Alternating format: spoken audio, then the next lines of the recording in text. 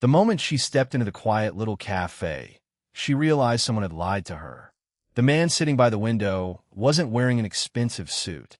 There was no luxury watch on his wrist, no bodyguards outside, no flashy car waiting at the curb.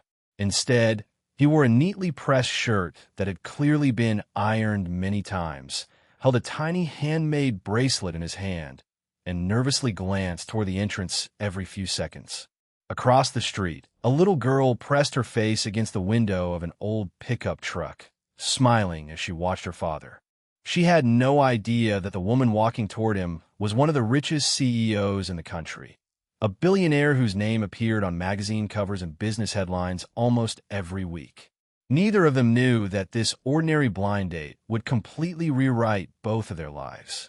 Before we continue, if you believe kindness, second chances, and genuine love still exist in this world, please take a moment to like this video, leave a comment telling us where you're watching from, share this story with someone you care about, and subscribe to Kindness Corner for more heartfelt stories that remind us what truly matters. Emily Carter had built one of the largest technology companies in America before turning 40. Investors admired her intelligence, employees respected her leadership, and competitors feared her determination. Yet every evening, after the board meetings ended and the cameras disappeared, she returned to a mansion that felt emptier than ever.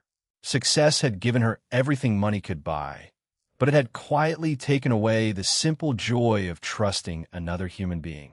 Most people wanted access to her fortune, her influence, or her connections. Very few ever tried to know the woman behind the title. After years of refusing every invitation to date, Emily finally allowed her older sister to arrange a blind date. The only condition was that neither person would know the other's identity beforehand. Emily agreed because she wanted, for once, to be seen as an ordinary woman. Across town, Daniel Brooks almost canceled 3 different times. Daniel was a widowed single father raising his 7-year-old daughter, Lily. Every dollar he earned repairing appliances disappeared into rent, groceries, school supplies, and medical bills left over from the illness that had taken his wife 2 years earlier. He hadn't been on a date since before Lily was born.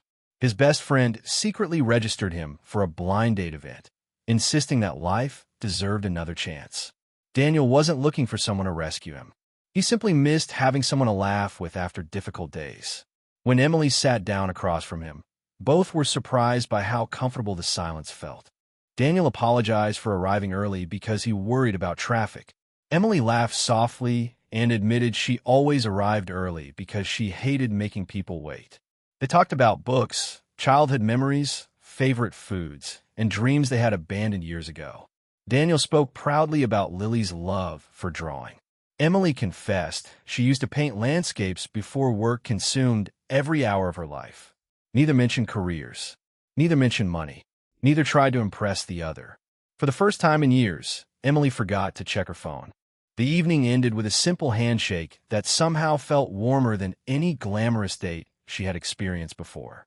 As Daniel walked toward his old truck, Emily noticed him stopping to hug Lily, who had fallen asleep while waiting. He carefully covered her with his jacket before driving away. Something inside Emily quietly changed. Over the following weeks, they continued meeting. Sometimes they walked through public parks. Sometimes they shared coffee from small neighborhood cafes. Sometimes they simply sat on benches watching children play. Daniel never complained about his struggles. Although Emily could see them in the patched knees of his jeans, the careful way he counted every purchase, and the exhaustion hidden behind his kind smile. Yet despite having so little, he constantly helped others. He fixed an elderly neighbor's washing machine without charging her. He volunteered at Lily's school on weekends. He carried groceries for strangers without expecting thanks. Emily had spent years surrounded by brilliant executives, but she had never met anyone so quietly generous. One rainy afternoon, Lily proudly invited Emily into their tiny rented home. The walls needed paint. The furniture was old. The roof leaked into buckets placed around the living room. Still, laughter filled every corner. Lily showed Emily dozens of colorful drawings hanging on the refrigerator. Every picture included the same smiling man holding her hand. My daddy says we're rich because we have each other. Those simple words struck Emily harder than any business deal ever had. That night, sitting alone in her enormous mansion, she stared across rooms filled with expensive furniture that no one used. For the first time, her success felt strangely incomplete. Eventually, Daniel discovered the truth by accident. A television inside an electronics store displayed Emily delivering a speech during an international business conference. Customers immediately recognized her as the billionaire CEO of Carter Innovations. Daniel froze. Every memory from their dates suddenly replayed in his mind.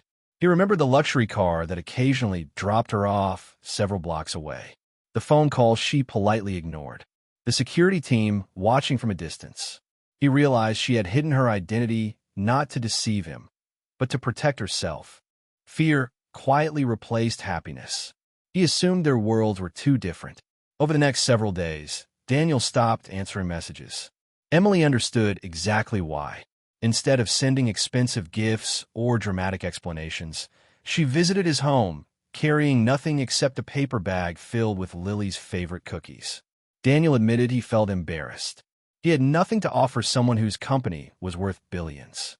Emily gently reminded him that during every date before learning her identity, he had treated her with honesty, respect, and kindness without expecting anything in return.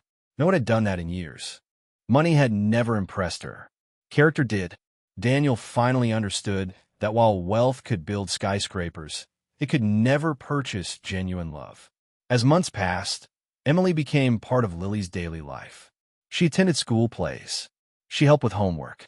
She learned to braid Lily's hair, even though it took countless failed attempts before getting it right. Meanwhile, Daniel encouraged Emily to slow down.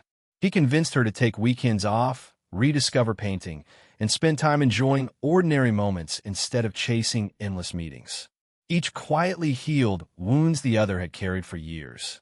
Then tragedy nearly separated them again.